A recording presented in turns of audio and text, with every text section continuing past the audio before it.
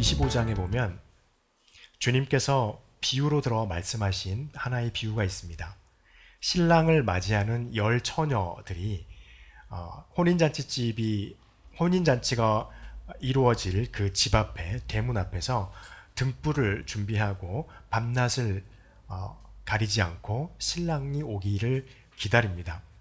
그런데 그 중에 5처녀들은 기름을 준비는 했지만 등잔을 준비를 했지만 여유 있는 기름을 준비하지 못했고 5의 처녀들은 등잔도 준비하고 기름도 여유 있게 많이 준비한 것을 말씀을 합니다. 그리고 똑같이 잠들었다가 신랑이 온다는 그 말을 듣고 이제 그들의 등불이 켜져 있는지 켜져 있지 않는지를 확인했을 때 그들의 불이 거의 켜져 있지만 이제 더 신랑이 올 때까지 그 등불을 켤 만한 여유분의 기름이 없었던 5명이 있었고 여유분의 기름이 있었던 5의 처녀가 있었습니다. 그러면서 너희는 여유분의 기름을 준비하는 5 슬기로운 처녀들이 되어라. 주님이 그렇게 말씀을 하셨죠. 여러분, 지금이 마지막 때입니다. 종말의 시대를 우리는 말세의 시기를 살아가고 있습니다. 그래서 종말의 그 날을 기다리면서 살아가고 있는데 우리에게 필요한 건 무엇일까요? 그 마지막 날이 오고 있는 이 시기에 우리가 준비해야 될 것은 슬기로운 그 5명의 신부들과 같이 여분의 기름을 준비하는 거예요. 우리가 준비해야 할 여분의 기름은 어떤 것이 있을까? 같이 은혜 나눠보고자 합니다. 오늘 1절부터 4절 말씀에서 주님께서 제자들에게 말씀하세요. 제자들에게 말씀하여 이르시되 바리새인들의 누룩 곧 외식을 주의하라 라고 말씀을 하십니다. 그러면서 말씀하시기를 2절과 3절에서 너희가 감추어져 있는 것처럼 보이지만 그것이 마지막 때가 되면 드러나 보일 것이다. 너희가 어두운 데서 말하고 골방에서 말하지만 그 골방에서 귀로 속삭였던 그 말이 지붕 위에서 모든 사람들에게 다 선포되어지게 알려지게 될 것이다 라고 말씀을 하십니다. 그러면서 주님께서 우리에게 말씀하시는 것은요, 우리의 신앙의 모습, 교회 안에서 하나님을 섬기고 예배하는 우리의 모습, 그리고 교회 안에서 믿음의 공동체 안에서 나의 믿음에 같은 믿음을 가지고 있는 사람들에게 보이는 나의 모습과 그렇지 않은 나의 일상에서의 모습이 같아야 된다라고 말을 하고 있습니다. 여기서 말하는 바리새인의 누룩은 외식이잖아요. 1절에서 그렇게 말하고 있는 것처럼. 그런데 특별히 이 외식을 주님께서 꼭 집어서 2절과 3절에서 말씀을 하고 있습니다. 앞에서 이스라엘 백성들에게 바리새인들은 가르치는 자들이잖아요. 가르치는 자로서 하나님의 말씀을 그들에게 알리고 가르치고 교육하고 그들이 알 수 있도록 할 때 어떤 지킬 수 있는 어떤 규범을 그들에게 풀어주고 해석할 때 그들의 모습과 그들의 말은 너무나도 아름답고 선한 자의 모습으로 보여졌습니다. 그런데 그 뒤엔 모습, 그렇지 않은 그들의 모습은요, 그렇지 않았다는 것입니다. 사람들을 착취하고 그들로 인해서 더 많은 부와 이득을 취하기 위해서 하나님의 말씀을 왜곡해서 전달하고 그것을 가르치고 그 말씀을 행하고 지키는 것 가운데 자유함이 있음에도 불구하고 자신들은 자유함을 누리고 백성들에게는 다른 이들에게는 그렇지 않고 반드시 지켜야만 한다 라고 하면서 그들에게 아주 강력하게 그들의 삶을 옥죄어서 오히려 하나님의 율법이 삶 가운데 감사와 기쁨과 즐거움을 평안을 가져다 두는 것이 아니라 그 율법 때문에 불편하고 또 늘 죄책감을 갖게 하고 늘 하나님 앞에서 그들의 모습이 평안치 못한 모습을 갖게 했던 게 바리새인의 모습이었어요. 그래서 그들은 뒤에서는 자기들은 자유를 누리면서 그리고 하나님께서 사랑한다, 하나님의 사랑이 많은 사람들에게 있음을 하나님께서 보았을 때 율법에서 격리하도록 조치했던 그들, 부정하다고 했던 그들 또한 여전히 하나님이 사랑하다고 하는 것을 다 알고 있지만 알려주지 아니하고 그것을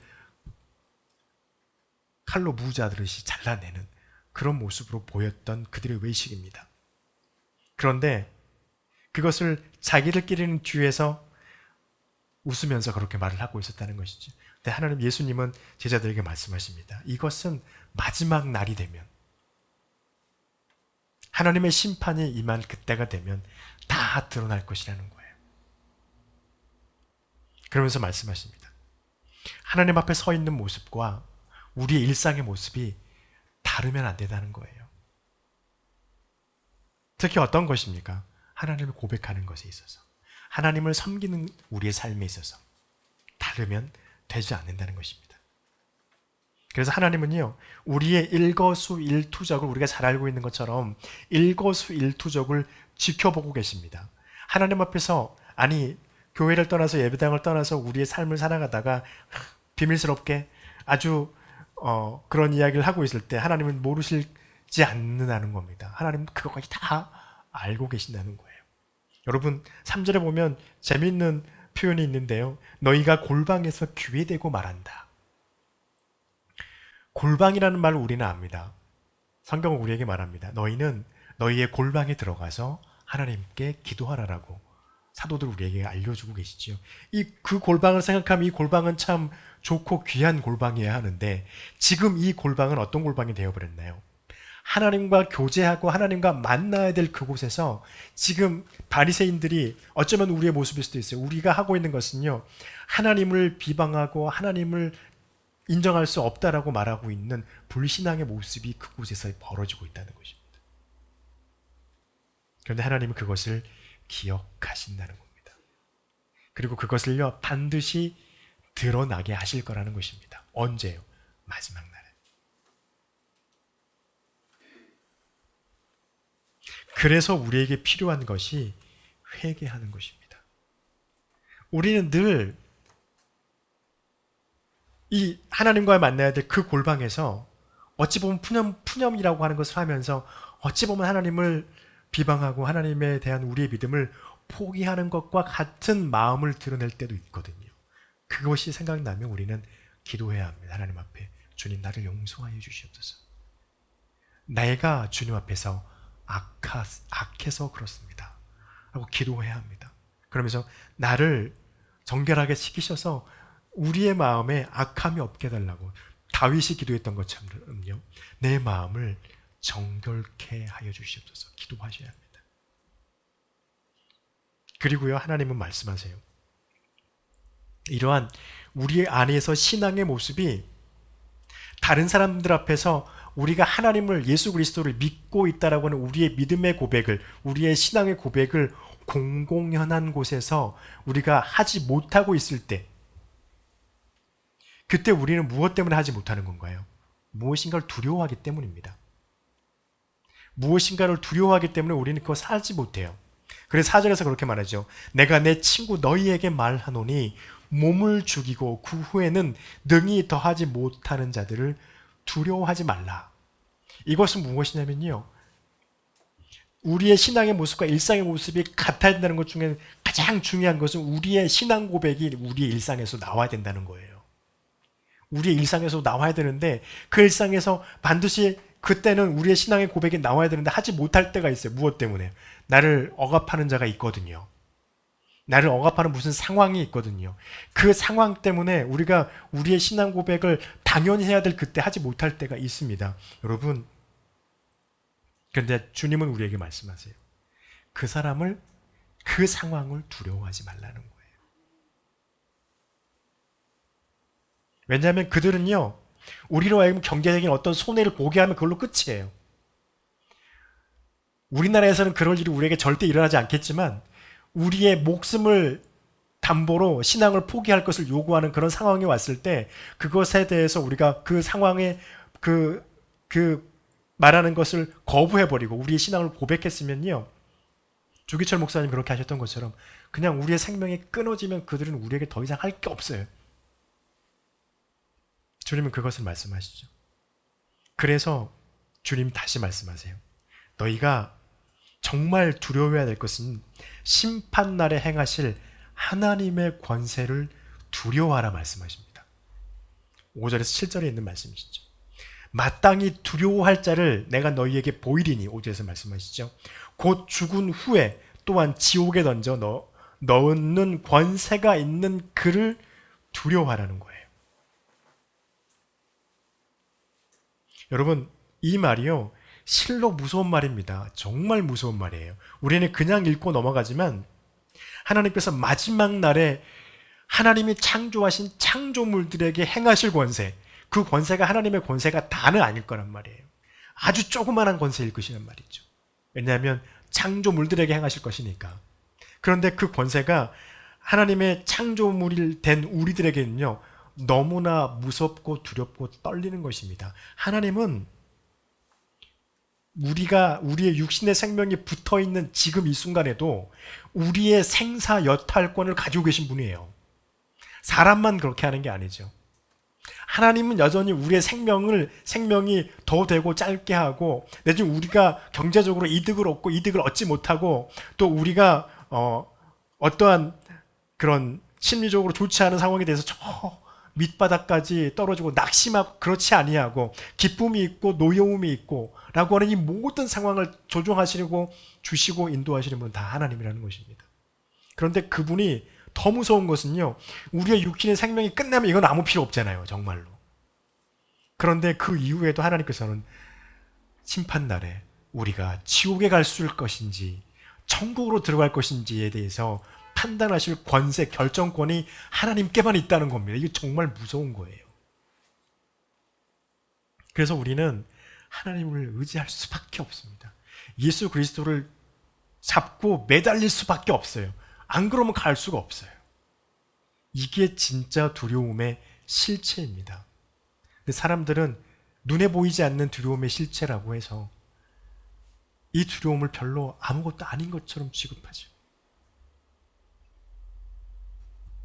6절에 보세요. 참새 5마리가 두 아사리온에 팔리는 것이 아니냐. 그러나 하나님 앞에서 그 하나도 잊어버리시는 바 되지 아니하였도다. 이 말은 무엇일까요?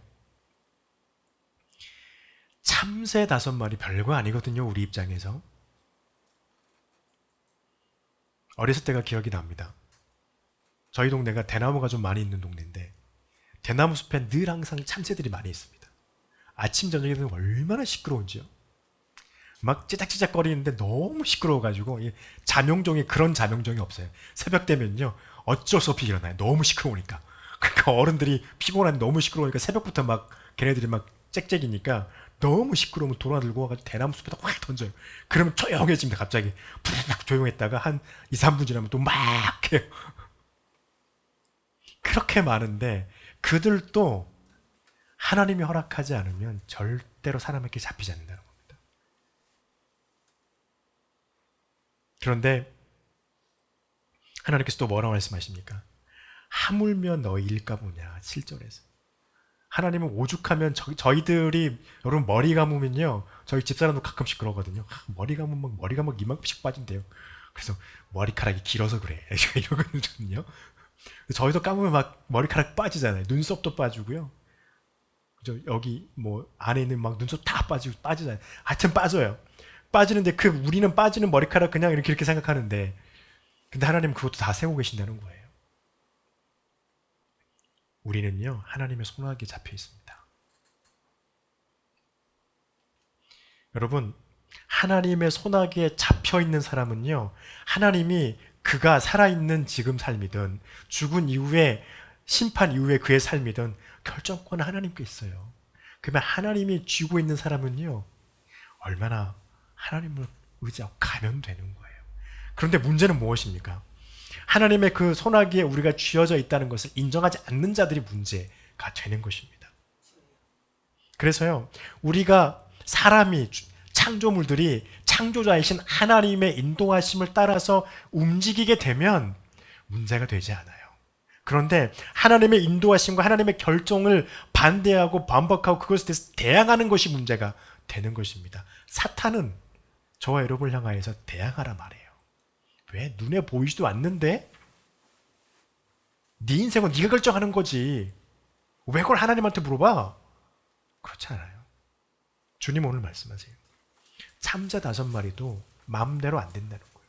하나님이 결정하셔야 참새 5마리도 사람 손에 잡힌다는 겁니다. 우리는 더 할 게 없어요.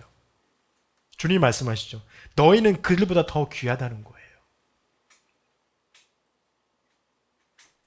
그래서요, 온통 우리의 삶은요, 하나님의 허락하심으로 구성되어져 있다는 것입니다. 섭리죠.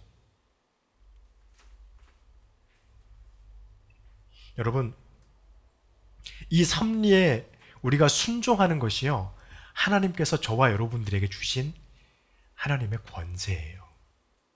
왜 그럴까요? 하나님께서 하나님의 섭리에 우리가 순리대로 순종하고 따라가면은요, 하나님은 저와 여러분에게 평강을 주실 것이고요, 감사할 조건이 흘러 넘치도록 부어 주실 것입니다. 그리고 더 중요한 게 하나 있습니다. 사탄 앞에서 저와 여러분의 믿음의 고백이 흔들리지 않는다는 것입니다. 요한계시록 12장에 보면은요, 머리 7개 달린 용이 나옵니다. 그리고 또 한 여인이 나오는데 아들을 임신하고 그 아들을 낳은 여인이 나와요. 근데 이 여인의 아들들이 예수 그리스도를 믿고 고백하는 자들입니다. 그래서 사탄과 대항해서 싸워요. 그러니까 사탄이 이 여인을 엄청 미워합니다. 그래서 이 여인과 그 아이를 잡아서 어떻게 죽여버리려고 그렇게 하는데 12장 5절 6절에 보니까요, 하나님께서 그를 피하게 만들어요. 그리고 거기에서 일정 기간 머물고 하나님으로부터 양육을 받습니다. 근데 그곳이 어떤 곳이냐면 하나님이 미리 예비해 두신 곳이에요. 우리가 생각했을 때 우리를 대적하고 우리가 사단의 권세에 대적해서 사단이 우리를 분명히 괴롭히고 힘들게 할 텐데, 그것이 우리의 경제적이고 우리의 육신의 어떤 것들에 대한 이득을 얻는 것을 어렵게 할 텐데, 그걸 어떻게 건너가지? 근데 하나님은 예비해 두신 곳으로 우리를 피하게 하신다는 겁니다. 그리고 정말로 싸움이다. 17절에 보니까 이겼을까요? 졌을까요? 계시록에 보니까 싸웠는데 용이 이겨요. 믿음을 가지고 있는 자들이 져요. 근데 진 것처럼 보이는데요, 13장 계시록 13장 10절에서 이렇게 말합니다. 이 싸움은 어떤 싸움이냐면요, 그 환난에서 죽음을 맞이할 때는 죽음을 맞이하고, 그 환난에서 괴롭힘을 받을 자는 괴롭힘을 받을 것이고 라고 쓰여져 있습니다. 그리고 난 다음에 쌓여있는 건데, 이 싸움은 성도들의 인내요 믿음이니라 말씀을 해요. 근데 결국에는 사단이 머리 7개 달린 용이 이긴 것처럼 보이지만, 요한계시록에서 읽어보면요, 결국에는 믿음의 사람들이 하나님과 함께 승리하게 됩니다. 그래서 주님께서 5절에서부터 7절까지 말씀하시는 거예요. 심판날에 행하실 하나님의 권세, 우리가 진짜 두려워해야 될 것은 그 권세다 말씀하고 계십니다. 그리고요, 8절에서부터 12절에서 주님께서 우리에게 말씀해 주시는 것이 있습니다. 저와 여러분의 믿음의 고백은 누구를 향한 고백인가 입니다. 우리의 믿음의 고백은요, 반드시 예수 그리스도와 관계되어야만 합니다. 8절에서 그렇게 말씀하시잖아요. 내가 또한 너희에게 말하노니 누구든지 사람 앞에서 나를 시인하면 나도 하나님의 사자들 앞에, 선사들이죠, 천사들 앞에서 내가 너를 시인할 것이고, 만약 네가 사람 앞에서 나를 부인한다면 나도 그들 앞에서 너를 부인하리라. 여러분, 이건 무엇인가요? 내가 하나님을 사람들 앞에서 나는 예수 그리스도를 믿는 사람입니다라고 고백해야 된다는 것입니다. 공적인 믿음의 고백이에요. 이 고백이 우리에게 있을 때 하나님께서는요, 마지막 때에 내가 너를 안다, 주님이 말씀하신 이 비유로 말씀하신 착하고 충성된 종이라고 말씀해 주시겠다는 것입니다.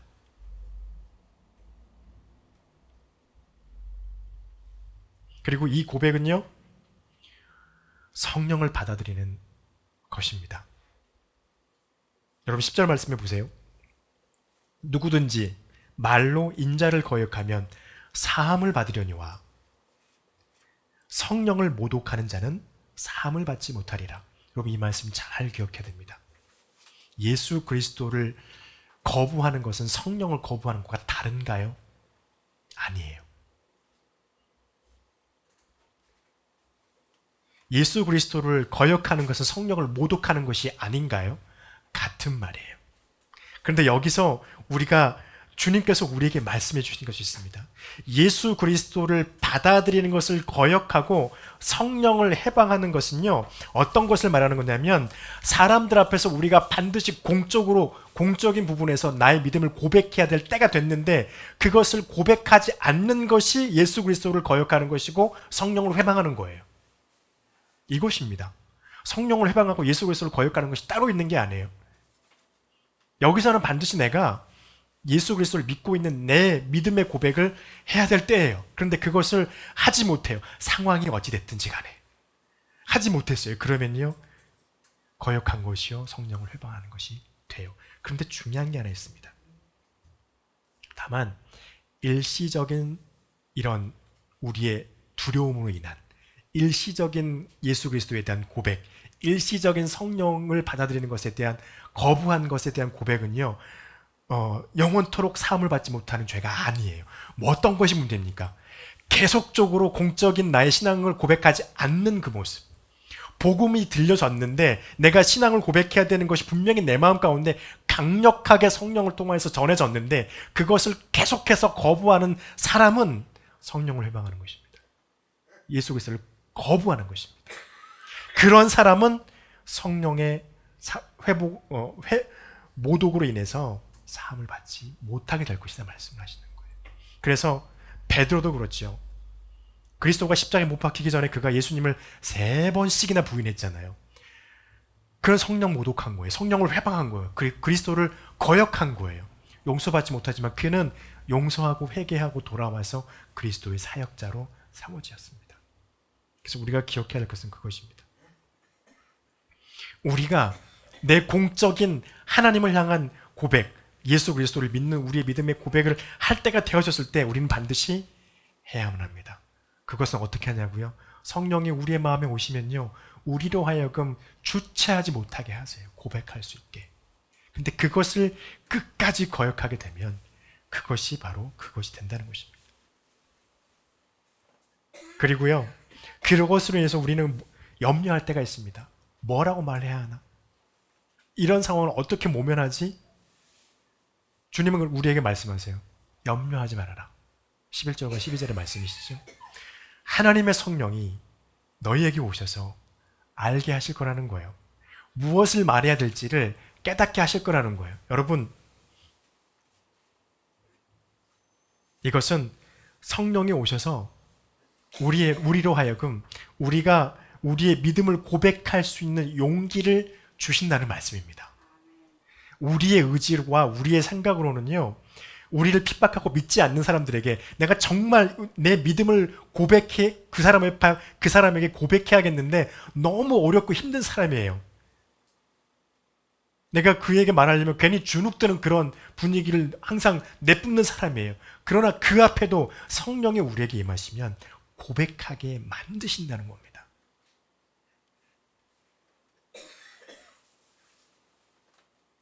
성령을 통해서 그 염려와 두려움을 이기게 하시는 것이죠.